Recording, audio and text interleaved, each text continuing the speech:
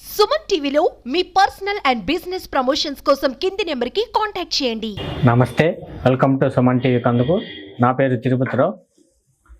ఈరోజు అయితే మన ముందు అగ్రికల్చర్ ఆఫీసర్ అయినటువంటి రాము సార్ గారు అయితే మనతో పాటు ఉన్నారు. అసలు పంటలకు ఏ పంటలకు ఎటువంటి బీమా కల్పిస్తున్నారో, అసలు ఏ పంటలకు బీమా ఏ విధంగా అప్లై చేసుకోవాలి, రైతులు ఎంతోమంది వర్షాల వల్ల తెగుళ్ళ వల్ల పంటలు నష్టపోతూ ఉంటారు. వాళ్ళకి తెలియక అసలు పంట బీమా గురించి ఎటువంటి ఇన్ఫర్మేషన్ ఎవరు చెప్పక తెలియక వాళ్ళు బీమాకు అప్లై చేసుకోకుండా ఉంటూ ఉంటారు. అసలు వాటికి ఏ విధంగా అప్లై చేయాలో సార్ గారి మాటలు అడిగి తెలుసుకుందాం. సార్ నమస్తే. సార్ నమస్తే సార్, ఇప్పుడు ఎంతోమంది రైతులు పంట బీమా గురించి తెలియదు. వాళ్ళకి ఏ విధంగా అప్లై చేసుకోవాలి సార్? వాటికి అసలు పంట బీమా అంటే ఏంటి, దానికి ఏ విధంగా అప్లై చేసుకోవాలి మీ మాటలు? నమస్తే అండి, నా పేరు రాము, మండల వ్యవసాయ అధికారి, కందుకూరు. ఇప్పుడు మనకి రబీ సీజన్ అనేది మొదలైంది. సో ఆల్మోస్ట్ మనకి అక్టోబర్ నెల నుంచి స్టార్ట్ అవుతుంది రబీ సీజన్ అని. ఈ రబీ సీజన్లో ప్రధానంగా మన కందుకూరు మండలంలో ముఖ్యంగా మనకి రబీ సీజన్లో వేసే పంటల్లో మినుము, శనగ, పొగాకు, వరి, మిర్చి ఇవి ప్రధానంగా వేస్తారండి. మన కందుకూరు మండలంలో ఎక్కువగా ఎర్ర నేలలు ఉన్నాయి, నల్లరేగడి నేలలు ఉన్నాయి. సో అందులో భాగంగా మనకి ప్రధానమంత్రి ఫసల్ బీమా యోజన అనే పథకం ద్వారా ఈ సంవత్సరం మనకి టాటా ఇన్సూరెన్స్ కంపెనీకి సో మన జిల్లాని కేటాయించడం జరిగింది. సో ఈ ఫసల్ బీమా అనే యొక్క ముఖ్య ఉద్దేశం ఏంటంటే, రైతులు ఎవరైతే మనకి ఇక్కడ ప్రధానంగా రబీ సీజన్లో పంట వేసుకుంటున్నారో వాళ్ళు కొంత ప్రీమియంని చెల్లించాలి. బ్యాంకు ద్వారా రుణాలు తీసుకున్న వాళ్ళైతే డైరెక్ట్గా బ్యాంకు వాళ్ళే వాళ్ళకి ఈ ఫసల్ బీమాకి సో వాళ్ళ పోర్టల్ నుంచి అప్లై చేస్తారండి.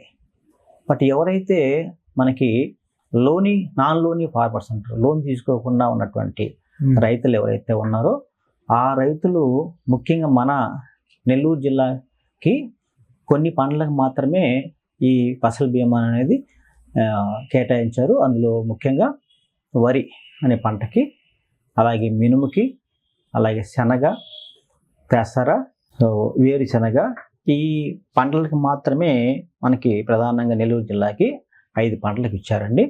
అందులో మన కందుకూరు మండలానికి వస్తే వరి వేస్తారు ఎక్కువగా, సుమారు ఇప్పుడు 300 హెక్టార్లు వేశారు. మినుము వేస్తున్నారు. ఈ మినుము వచ్చి సుమారు 180 హెక్టార్లు వేయడం జరిగింది. శనగ అనేది ఇప్పుడు ఈ మధ్య కాలంలో ఫెగాన్ తుఫాన్ రావడం వల్ల కొంచెం డిలే అయింది. పెసర, వేరుశనగ అనేది లేదండి. సో దీనికి సంబంధించి రైతులు చేయవలసిన పనులు ఏమంటే, ముఖ్యంగా ఎవరైతే లోన్ తీసుకోకుండా రైతులు నాన్ లోన్ ఫార్మర్స్ ఉన్నారో ఆ రైతులు ముందుగా ప్రీమియంని చెల్లించాలి. ఈ ప్రీమియం వచ్చేసి వరికి వచ్చేసి 168 రూపాయలు ఒక ఎకరాకి, అలాగే మినుము వచ్చేసి 38 రూపాయలు ఒక ఎకరాకి, శనగలు వచ్చేసి 56 రూపాయలు ఒక ఎకరాకి చొప్పున మీ సేవా కేంద్రం కానీ, common service centres CSC centres అంటారు అందులో కానీ, లేదంటే సచివాలయం డిజిటల్ అసిస్టెంట్ దగ్గర కానీ సో వీళ్ళు వెళ్ళేసి వాళ్ళ యొక్క ఆధారు, పట్టాదారు పాస్బుక్, బ్యాంక్ అకౌంట్ పాస్బుక్ తీసుకొని ఏదైతే పోర్టల్ ఉందో ఆ పోర్టల్లో నేషనల్ క్రాప్ ఇన్సూరెన్స్ పోర్టల్ అనే పోర్టల్లో వీళ్ళు నమోదు చేసుకోవాలండి. దీనికి ముఖ్యంగా సంబంధిత గ్రామ వ్యవసాయ సహాయకులు ఉంటారు, ఆ వ్యవసాయ శాఖ తరఫున వారి దగ్గర నుంచి క్రాప్ సోయింగ్ సర్టిఫికేట్స్ అని తీసుకోవాలి. ఆ సోయింగ్ సర్టిఫికేట్ తీసుకొని ఏ సర్వే నెంబర్లో ఎన్ని ఎకరాలు వేశారు అనేది ముఖ్యంగా వాళ్ళ దగ్గర నుంచి ఈ సర్టిఫికేట్ తీసుకొని, లేదా డైరెక్ట్గా పోర్టల్లో కూడా రైతులు కూడా వేస్తున్నానని పంటలను కూడా నమోదు చేసుకోవచ్చు. ఇది ఇలా చేసుకున్న తర్వాత సో అకాల వర్షాలు వచ్చినప్పుడు కానీ, వర్షాలు ఒకవేళ పడకపోయినా కానీ అంటే కరువు వచ్చిన సందర్భంలో కానీ సో మేము చేసేటువంటి కొన్ని క్రాప్ కటింగ్ ఎక్స్పెరిమెంట్ అంటారు, పంట కోత ప్రయోగాలు అని అంటారు. ఈ పంట కోత ప్రయోగాల వల్ల కానీ కొంత మనకి సరాసరి దిగుబడి ఒక 5 yearsకి 5 సంవత్సరాల సరాసరి దిగుబడి తీసుకుంటే ఆ దిగుబడి కన్నా తక్కువ వస్తే ఈ ప్రీమియం అనేది వర్తిస్తుంది. సో లేదంటే వాతావరణ ఆధారిత ప్రకారంగా వర్తిస్తుంది. లేదంటే మనకి ఏదైతే మనకి అకాల వర్షాలు రావడము వీటి వల్ల కూడా క్రాప్ డ్యామేజ్ అని కూడా ఇది వర్తిస్తుంది. అది రైతులందరూ కూడా గమనించి ఈ ఇన్సూరెన్స్ అనేది చేసుకోవాలి.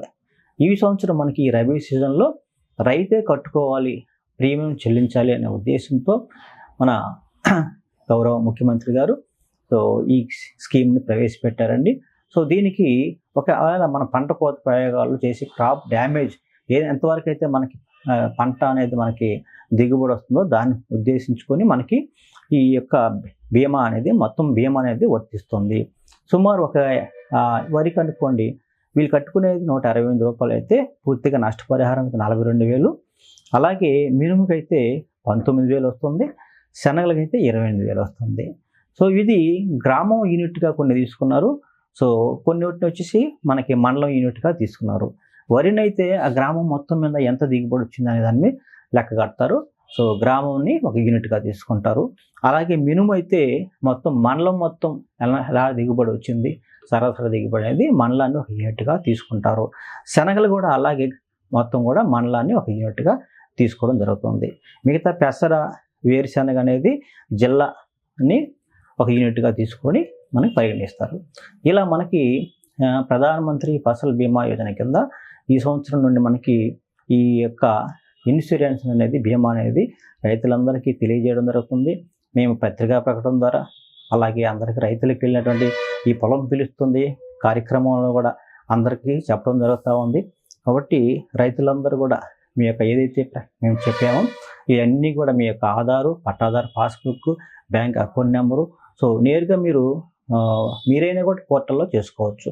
ఇవన్నీ కూడా చేసుకుంటే మీ అందరికి కూడా ఈ బీమా వర్తిస్తుందని సవనీయంగా మీకు తెలియజేస్తూ, రైతులు అందరూ గమనించవలసిన ముఖ్యమైన విషయం ఏంటంటే ఈ ప్రీమియంని మీరు వెళ్ళి కట్టవలసింది తెలిసిన విషయాలు.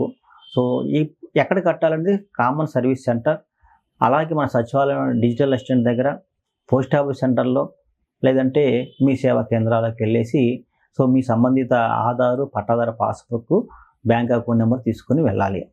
చాలా తక్కువ టైం ఉందండి, చాలా రోజుల నుంచి చెప్తున్నాము. డిసెంబరు 15వ తేదీ అనేది మనకి చివరి తేదీ. అంటే డిసెంబర్ 15వ తేదీకి గడువు కాలం ముగిస్తుంది. అలాగే ఒక్క వరికి మాత్రమే డిసెంబర్ 31 వరకు ముగింపు తేదీ ఉంది. సో రైతులందరూ కూడా గమనించి త్వరగా మీ యొక్క వేసిన పంటలకి సర్టిఫికేట్ తీసుకొని, క్రాప్ సోయింగ్ సర్టిఫికేట్ తీసుకొని సంబంధిత మా గ్రామ వ్యవసాయ సహాయకుల దగ్గర తీసుకొని త్వరగా చెల్లించవలసిందిగా కోరుతూ అందరికీ నమస్కరిస్తున్నాను. థ్యాంక్ యూ అండి. విన్నారు కదా రాము సార్ గారు చెప్పినటువంటి మాటలు. ప్రతి ఒక్క రైతు ఈ పంట బీమాకు ఏ విధంగా అప్లై చేసుకోవాలి, వాటికి ఏమేమి డాక్యుమెంట్స్ కావాలి, ఎక్కడ అప్లై చేసుకోవాలి, ఏ పంటకు ఏమేమి వర్తిస్తాయి, ఏ పంటకు వర్తిస్తాయి ఈ బీమా అనేది క్లుప్తంగా అయితే వివరించడం జరిగింది. ప్రతి ఒక్క రైతు సచివాలయానికి వెళ్ళి ఈ పంట బీమాను అప్లై చేసుకోవాలని కోరుకుంటూ, ఇలాంటి మరిన్ని అప్డేట్స్ కోసం చూస్తూనే ఉండండి మీ సుమన్ టీవీ. కెమెరామెన్ చందుతో మీ తిరుపతి.